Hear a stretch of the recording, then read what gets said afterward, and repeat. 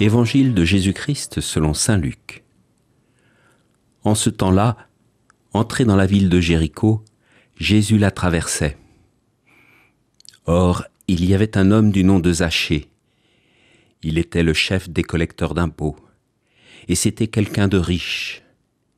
Il cherchait à voir qui était Jésus, mais il ne le pouvait pas à cause de la foule, car il était de petite taille.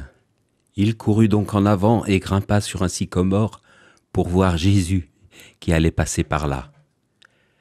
Arrivé à cet endroit, Jésus leva les yeux et lui dit « Zachée, descends vite, aujourd'hui il faut que j'aille demeurer dans ta maison. » Vite, il descendit et reçut Jésus avec joie. Voyant cela, tous récriminaient. Il est allé loger chez un homme qui est un pécheur. Zachée, debout, s'adressa au Seigneur.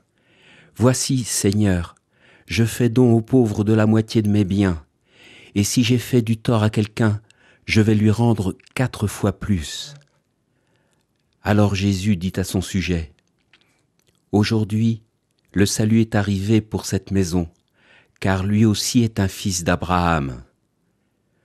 En effet, le Fils de l'homme est venu chercher et sauver ce qui était perdu. » Chères auditrices, chers auditeurs de Radio Fidélité, après avoir entendu dans l'évangile d'hier la guérison par Jésus d'un mendiant aveugle, c'est une autre forme de cécité que s'apprête à guérir le Christ dans cette péricope qui relate sa rencontre avec Zachée à Jéricho. Ce passage est bien connu de tous ceux qui font de la catéchèse.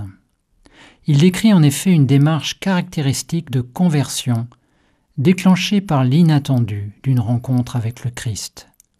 Un homme du nom de Zachée vit coupé de son entourage par son métier. Il est collecteur d'impôts, c'est-à-dire collaborateur de l'ennemi, mais plus encore de la manière avec laquelle il exerce son métier.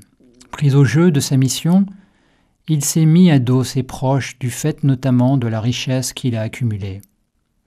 Mais c'est aussi un homme intelligent et curieux. Il a manifestement entendu parler de Jésus et il a envie de voir de qui il s'agit.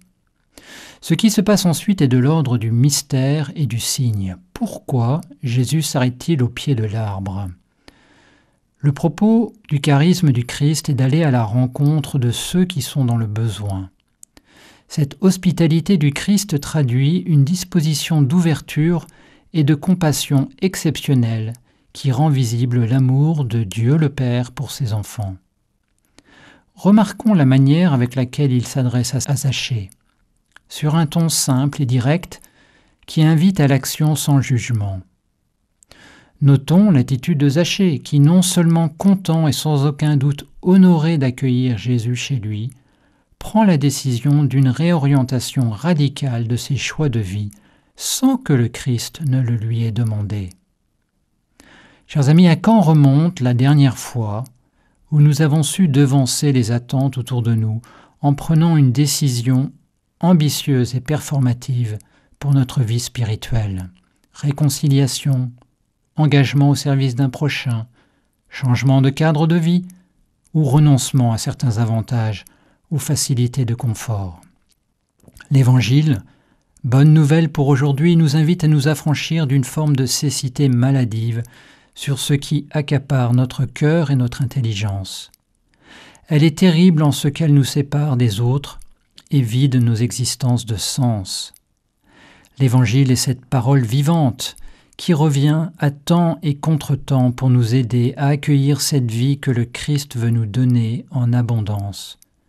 Nous pouvons la recevoir à chaque fois comme si elle nous était adressée personnellement. La réponse que nous lui réservons est sans condition préalable. Il suffit d'acquiescer à cette invitation que nous adresse le Christ. Aujourd'hui, ouvre-moi ta porte, car je veux demeurer chez toi pour te donner ma vie.